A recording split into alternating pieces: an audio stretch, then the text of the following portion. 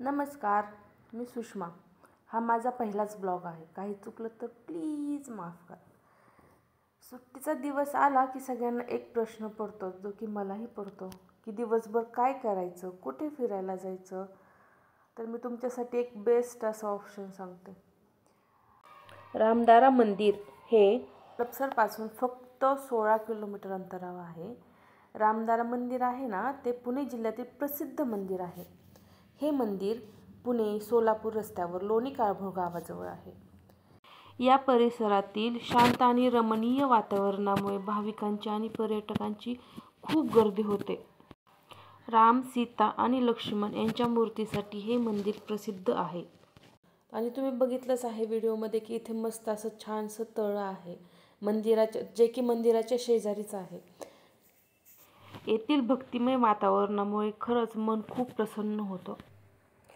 मी पण माझ्या मैत्रिणींसोबत रामदाराला गेले होते या संडेला.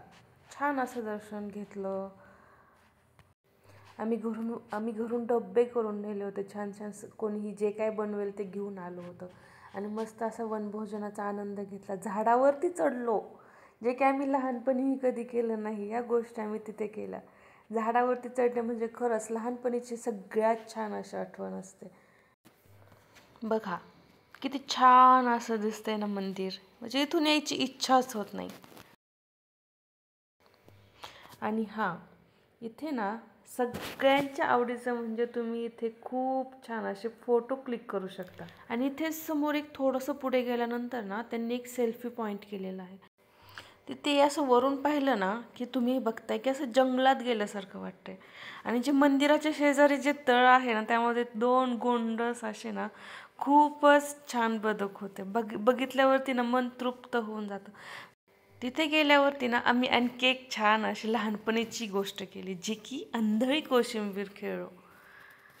एवढं मस्त वाटलं ना, एवढं एन्जॉय करायला भारी वाटलं ना तिथे खरंच. इथे आल्यावरती छान असं दर्शन होतंच, पण आपण तिथे एन्जॉय पण खूप करतो.